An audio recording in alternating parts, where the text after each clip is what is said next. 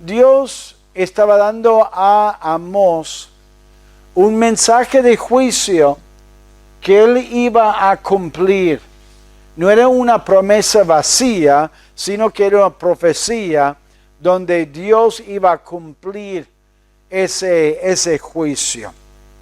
¿Alguna vez estaba hablando a alguien y te diste cuenta que no te estaba escuchando? Generalmente es la esposa hablando con el esposo, tengo que confesar eso.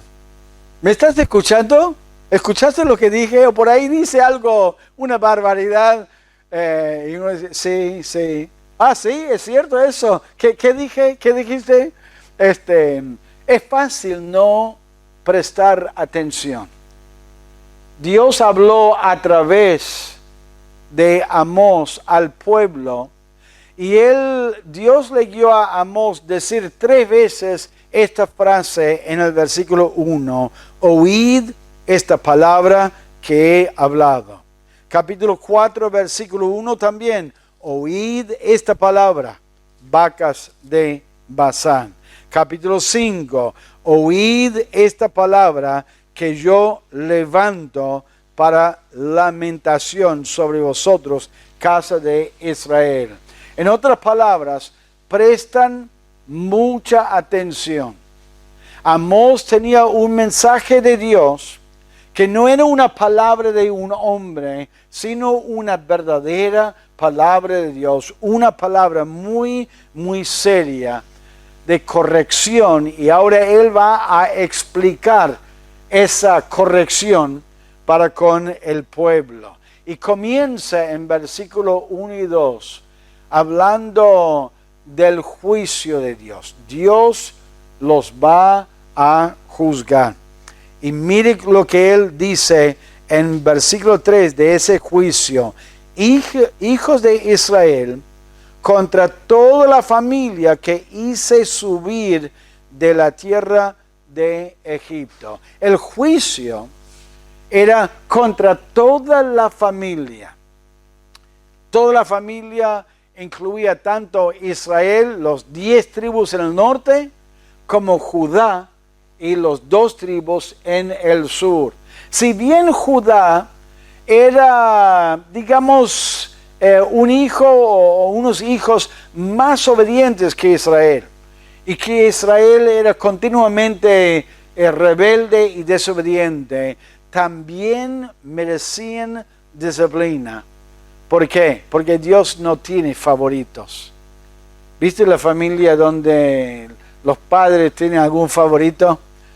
Puede hacer cualquier macana y los padres le hablan. Y el otro, o los otros, por ahí mandan la misma macana y son muy duros y muy enojón y todo. Dios no tiene favoritos y nosotros tampoco debemos tener hijos favoritos. Debemos disciplinar a todos por igual, imitando el ejemplo de Dios contra toda la familia. Todos los hijos merecen disciplina, merecen corrección, y Dios los amaba tanto que Él estaba dispuesto a corregirlos a ellos. Y les recuerda de un privilegio muy grande, de sus bendiciones. Hice subir de la tierra de Egipto. Yo les rescaté de Egipto, les libré de la esclavitud. Y sin embargo, ellos eran rebeldes, a pesar de las bendiciones de Dios. Dios los había cuidado en el desierto. Dios proveyó para ellos, les guió a ellos. Y esa frase que les hice subir de Egipto sería una reprensión y una corrección a ellos, diciéndoles: ¿ves lo bueno que he sido con ustedes? Y sin embargo, están rebeldes, están desobedientes delante de mí. Vosotros, miren versículo 2, vosotros solamente he conocido de todas las familias de la tierra. Yo les escogí a ustedes de todas las familias de la familia para bendecirlos, para proveer, para guiarlo, para protegerles a ellos. ¿Y qué requería Dios de esa elección, de esa relación especial? ¿Qué es lo que Dios esperaba de ellos? Que por su amor a Dios, por esa bendición y por esa relación personal con Dios, que vivieran en santidad, en obediencia.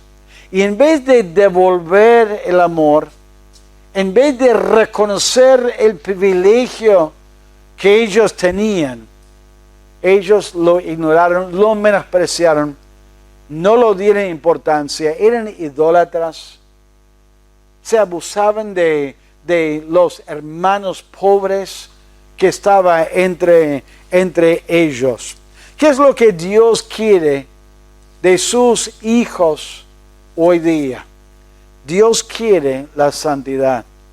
Si Dios nos ha dado la bendición de ser hijos de Él, de recibir su perdón de nuestros pecados y ser un Dios personal, un Dios, digamos, en una relación con nosotros, ¿qué es nuestra respuesta? Obediencia, santidad.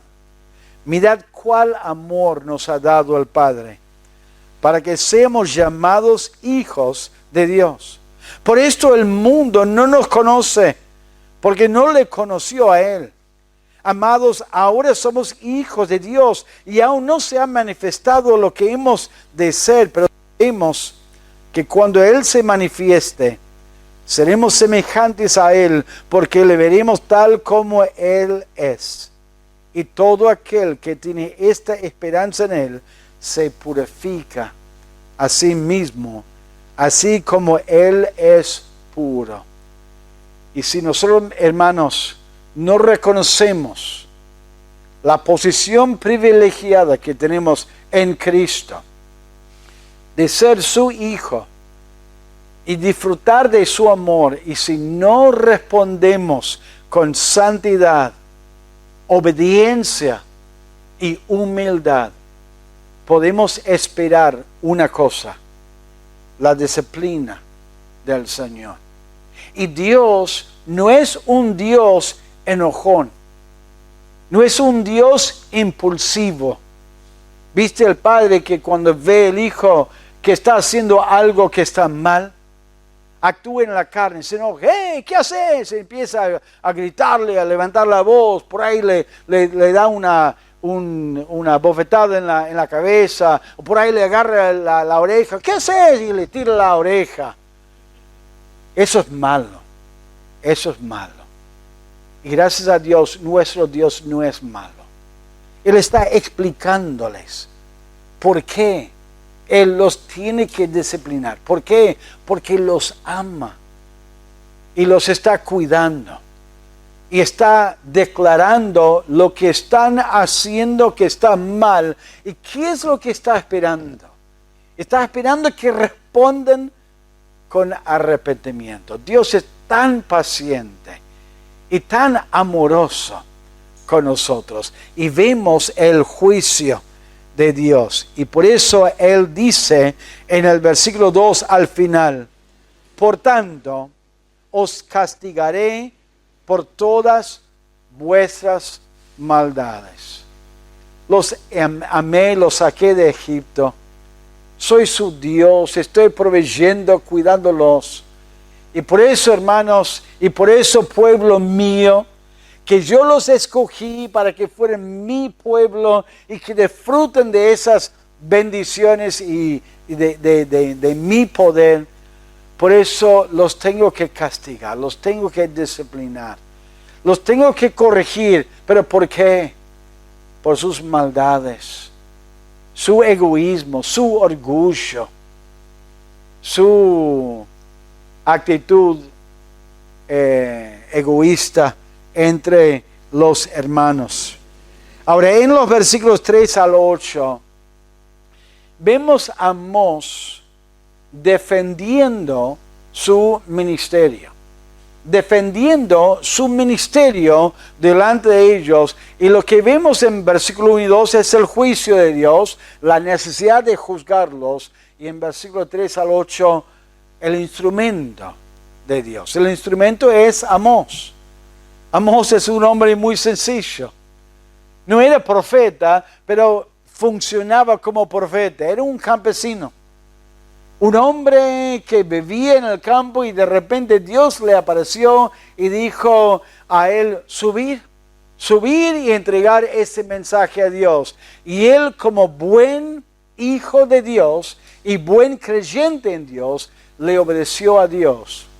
Y lo que él está diciendo en capítulo 3, versículo 3 al 8, es que el juicio de Dios es seguro. Y él va a aclarar algunas cosas que son muy obvias y va a decir, como en el mundo hay causa y efecto. Mira lo que él dice en versículo 3. ¿Andarán dos juntos si no estuvieran de acuerdo? O sea, dos personas si van a ir juntos es porque ya hablaron el uno con el otro, decidieron andar juntos y salir, y hay un acuerdo. Versículo 4. ¿Rugerá el león en la selva sin haber presa? El león no ruge por ningún motivo. Él ve la presa y ruge. Y cuando ruge, uno se da cuenta que hay presa ahí. Es algo seguro, a causa y efecto. Versículo 4. ¿Dará el leoncillo su rugido desde su guarida si no apresare? Cuando el león llevaba la comida a la cueva, los cachorritos responden rugiendo porque hay comida. Y están, digamos, la causa y el efecto. ¿Caerá el ave en lazo sobre la tierra sin haber cazador? ¿Por qué cae el pajarito? Porque alguien puso una trampera. Uno puso la trampa para cazarlo. ¿Y por qué cayó? Porque había una causa. Entonces hay un efecto. Versículo 6. Se tocará la trompeta en la ciudad y no se alborotará el pueblo. ¿Cuál es la respuesta a que él toca la trompeta? Para advertir de la venida del enemigo. Hay un alboroto, la gente empieza a responder, hay una causa y un efecto. En versículo 7, ¿por qué no hará nada Jehová el Señor sin que revele su secreto a sus siervos los profetas?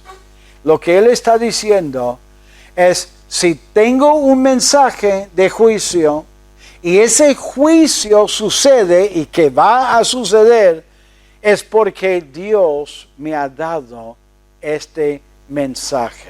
Aparentemente la gente no creía mucho que Dios le estaba hablando a través de Amós. Mire capítulo 7 de Amós, capítulo 7 de Amós. Versículo 10. Entonces el sacerdote Amasías de Betel envió a decir a Jeroboam, rey de Israel: Amós se ha levantado contra ti en medio de la casa de Israel.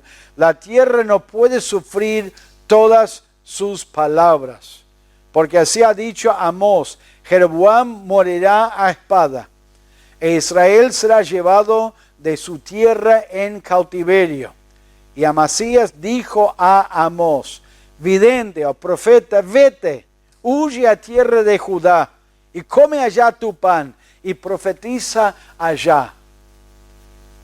Amós era de Judá, en el sur.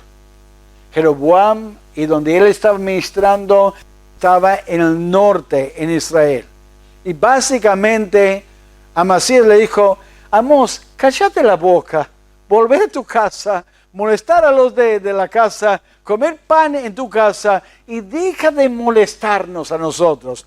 ¿Qué importancia daba él y el pueblo a las profecías y la palabra de Dios?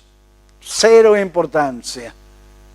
No creían que Dios estaba hablando a través de él. Y lo que él está diciendo en capítulo 3 es como es tan seguro que un pájaro cae en una trampa porque alguien puso la trampa. Y tan seguro que hay un alboroto en la ciudad porque alguien tocó la trompeta. El juicio de Dios es seguro, aunque tarde. Y tardó unos 10 años desde que él lo expresó. Y yo quiero decirles, hermanos, Dios no ignora nuestra rebeldía y nuestra desobediencia. Puede ser que él tarde en juzgarnos a nosotros y que no vemos inmediatamente una respuesta de Dios. Pero téngalo por seguro que no podemos zafar de nuestra desobediencia a Dios. No podemos escapar de su disciplina. Él obra en nuestra vida en su tiempo y es algo seguro. Y les quiero animar, pónganse en el lugar de Amós. Con esa gente él respondía y él predicaba. Él era campesino. ¿Dónde quería estar él? Él quería estar en el campo, cuidando sus animales, cuidando sus cosas.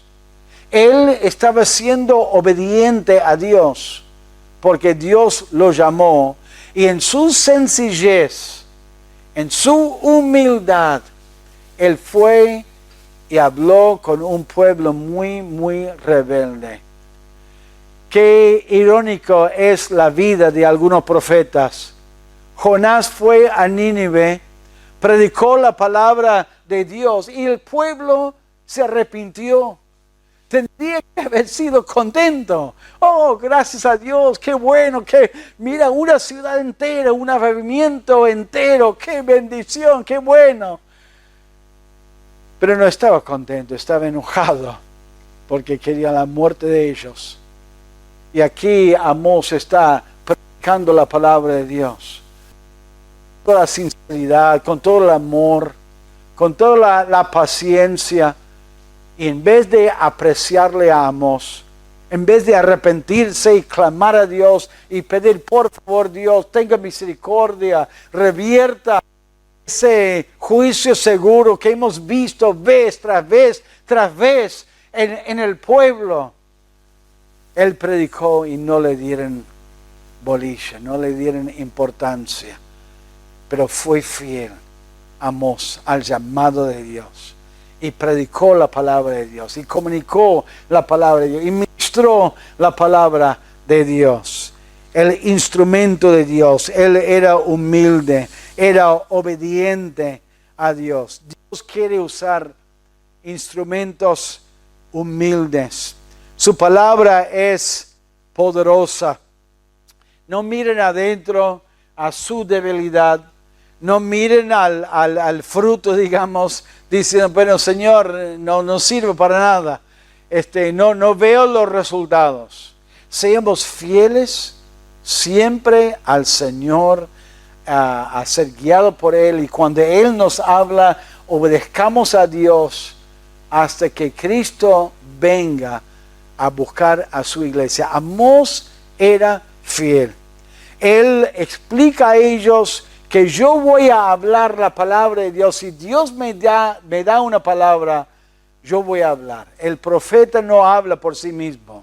Estoy hablando la palabra de Dios. Ahora, Dios estaba por rugir. Versículo 8. Si el león ruge, ¿quién no temerá? Si habla Jehová el Señor, ¿quién no profetizará? Más vale que ustedes respondan a lo que les estoy diciendo, porque el Señor Jehová está por rugir. Y así empezó el libro de Amós en capítulo 1, versículo 2. Dijo Jehová, rugirá desde Sión. O sea, se está diciendo, cuando Dios da un mensaje al profeta, el profeta tiene que hablar, tiene que compartir y deberían prestar atención. Número 3, vemos el testigo de Dios. Vemos el juicio, el instrumento y luego el testigo. Dios llama a los incrédulos, los filisteos de Asdod y de Egipto, que sean testigos. Porque una de las cosas que tenemos que recordar es que cuando nosotros somos rebeldes y desobedecemos a Dios, hay otros que nos están mirando a nosotros. Y nuestro testimonio cuando somos rebeldes y desobedientes es un aspecto de la disciplina de Dios que muchas veces nos olvidamos, la influencia. Mira lo que él dijo en versículo 9.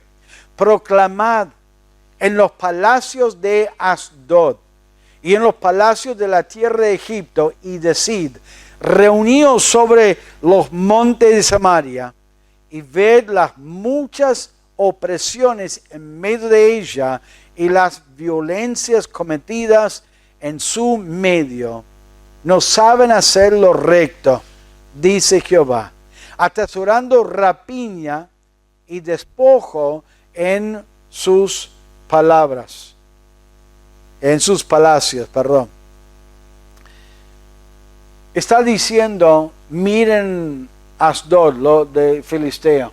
Pónganse en los montes de Samaria. Está recordando a Israel de que hay incrédulos que lo están mirando. Y que Él va a disciplinar a Israel. ¿Para qué? Para que ellos vean la disciplina de Dios. Dios no quiere que los incrédulos piensan que sus hijos pueden hacer lo que quieran y que no sufrirán las consecuencias.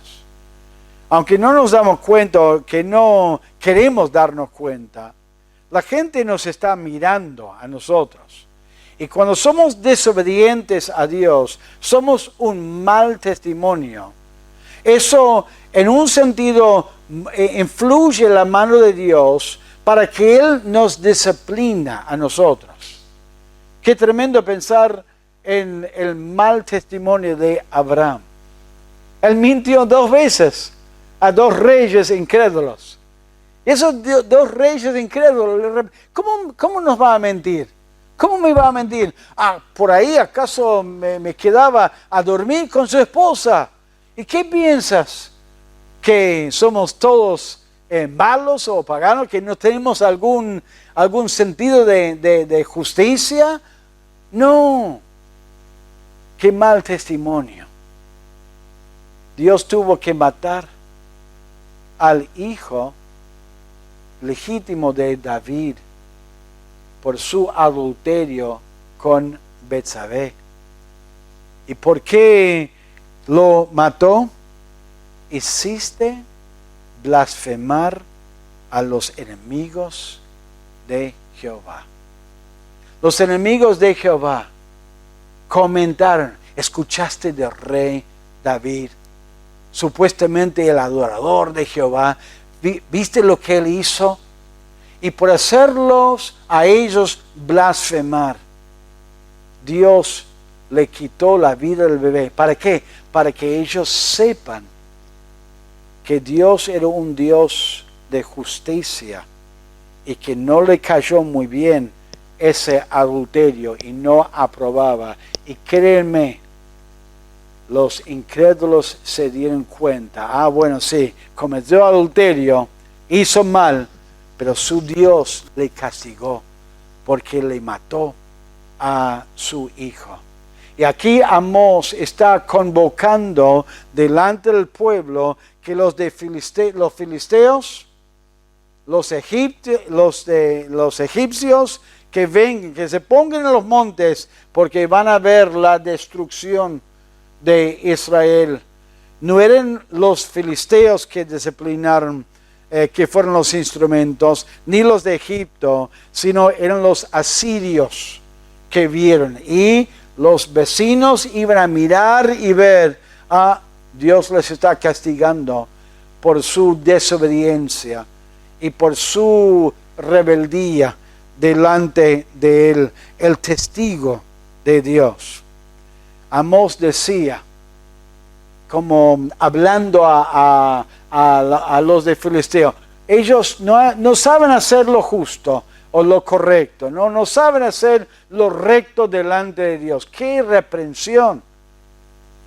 ¡Qué palabra muy fuerte a ellos! Dios juzga y disciplina a su familia, a sus hijos. Dice en el versículo 9, a la mitad del versículo, ved las muchas opresiones en medio de ella y las violencias cometidas en su medio. La bolita corría a los vecinos, es como los vecinos del barrio. Los vecinos del barrio se enteran de los detalles. ¿Viste cómo peleó fulano de tal?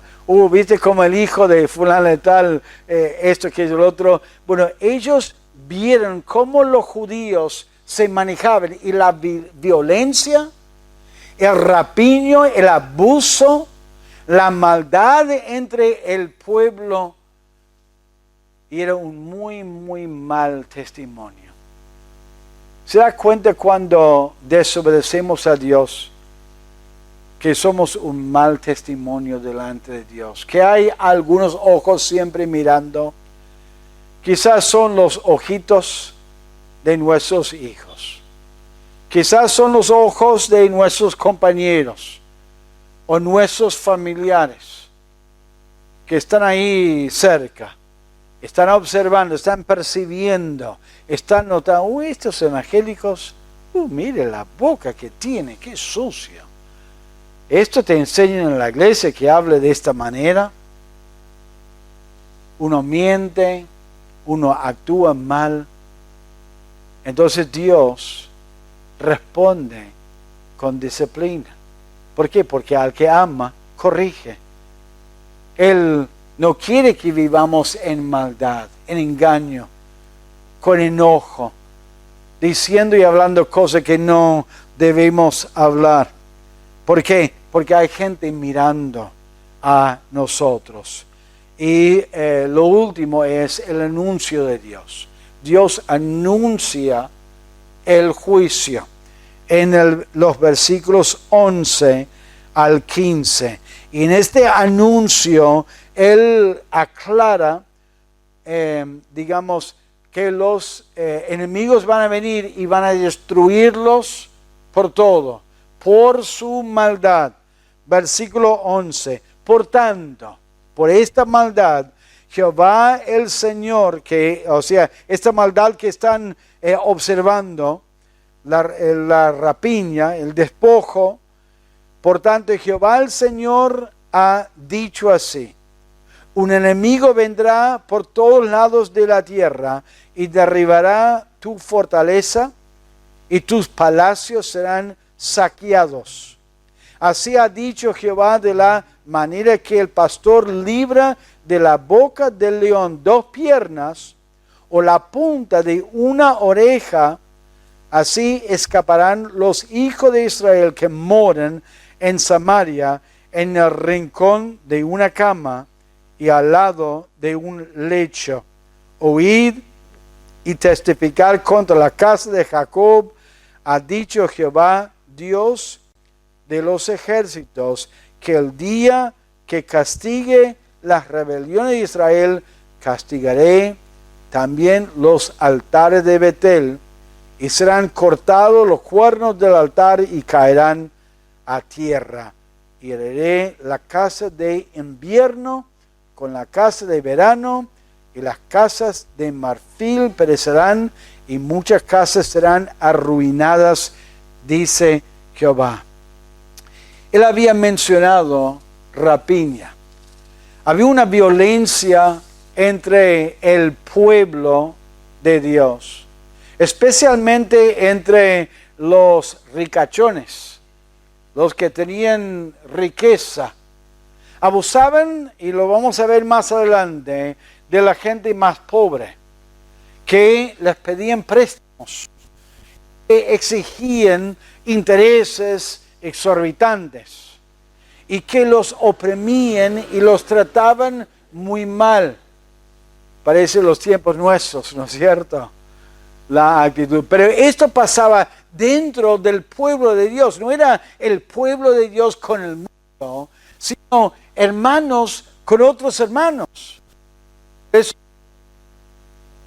a ellos de una manera muy, muy fuerte. Lo que Dios rechazaba y lo que era muy desagradable era la falta de amor, la falta de misericordia. Dios había dicho en el Antiguo Testamento, hay que ser misericordioso con los pobres.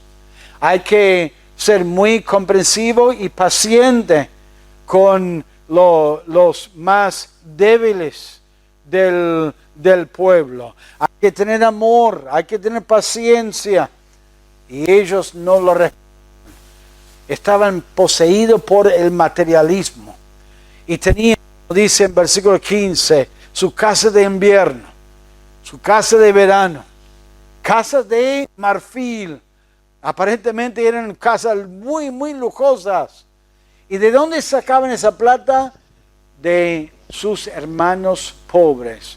Y eso desagradaba a Dios. Dios advertía en el Antiguo Testamento, ojo y cuidado con la opresión de las viudas, de la gente pobre, porque ellos me van a clamar, a pedir mi intervención y voy a intervenir y les voy a juzgar. Es muy importante el trato entre los hermanos. Que haya un trato de amor, de respeto, de paciencia, de ternura, de misericordia, porque Dios está observando. Dios está cuidando su pueblo. Y para ilustrar lo que iba a pasar con Israel, Dios puso en la boca de Amós una idea, una expresión del Antiguo Testamento. En el Antiguo Testamento, en Éxodo, capítulo 22, había muchas leyes muy detalladas. Hasta extraño las leyes de no hervir un animal en la leche de su madre y otras cosas raras. Había una ley.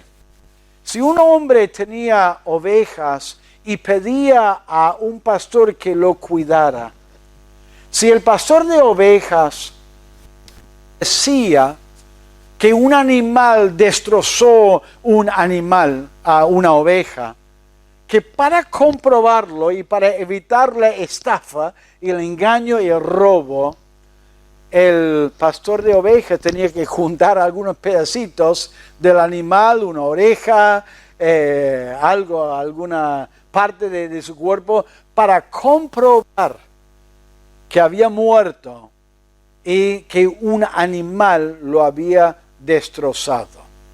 Y lo que Dios está diciendo a través de Amós es que la destrucción de Israel iba a ser una destrucción completa y iba a quedar muy, muy poco, pero iba a quedar un remanente de Israel.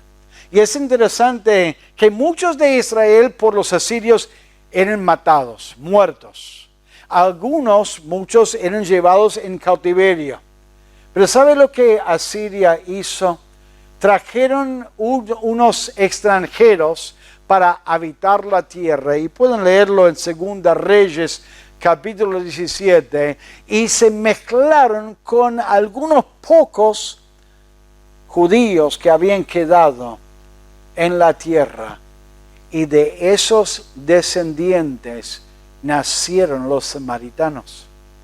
No eran judíos puros. Eran judíos medio mezclados con los extranjeros que el rey de Asiria había establecido en esa tierra. Y tal cual que Dios había dicho que iba a pasar, ahí pasó. y lo anunció y lo aclaró y lo expresó con mucha claridad. Anunció una destrucción total y decía: ustedes gusten su materialismo, ustedes gusten sus lujos, sus cosas materiales. Mire lo que decía en el versículo 13: oíd y testificad contra la casa de Jacob, ha dicho Jehová de los ejércitos, que el día que castigue las rebeliones de Israel, castigaré también los altares, serán cortados los cuernos, y heriré la casa de invierno con la casa de verano, y las casas de marfil perecerán, y muchas casas serán arruinadas, dice Jehová. Dios iba a destruir todo. Versículo 11, la última parte: derribará tu fortaleza y tus palacios serán saqueados. Tanto esfuerzo en juntar estas cosas preciosas que ustedes han acumulado de los pobres. Esas casas hermosas que disfrutaron durante años en el invierno y el verano. Yo voy a traer una nación y ellos van a llevar todas sus cosas, van a destruir todas sus cosas y van a perder todas sus cosas. Eso fue el anuncio de Amós.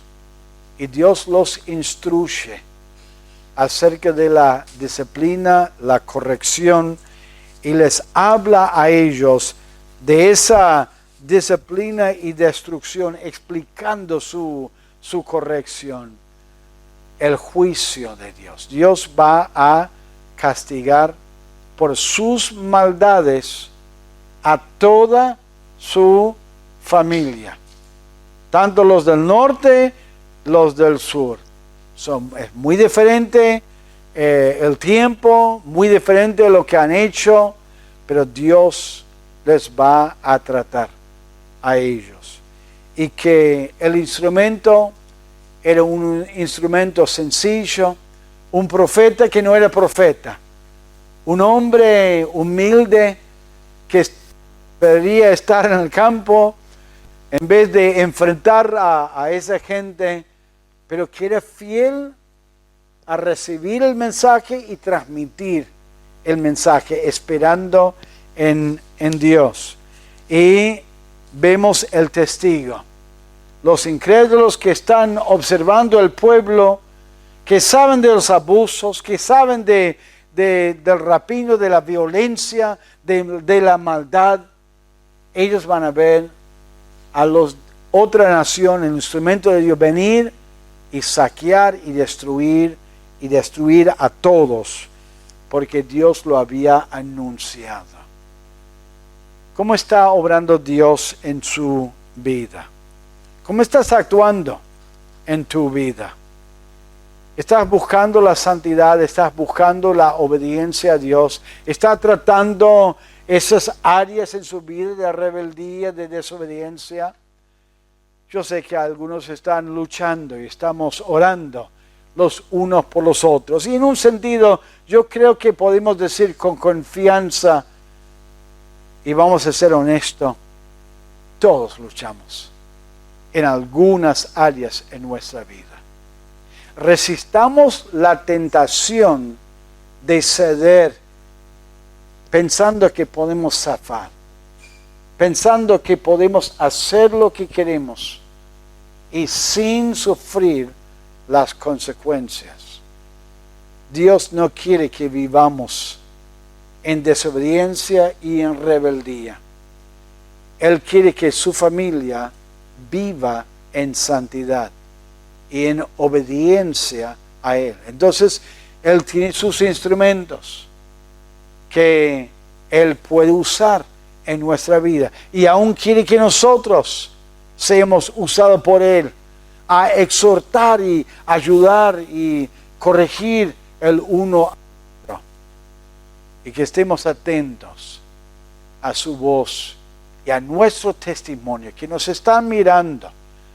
Debemos cuidar nuestro testimonio para no ser una mala influencia en la vida de otros, y reconocer que cuando llega la disciplina de Dios, Él lo anuncia y lo va a cumplir en su tiempo, en su momento.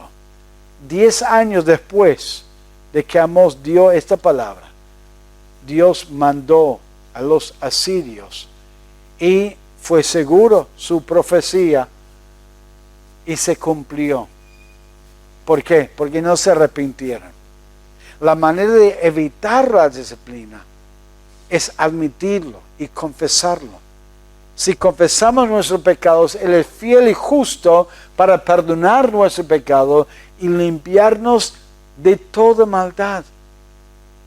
Confesémoslo a Dios y busquemos a Dios. Vamos a orar. Padre,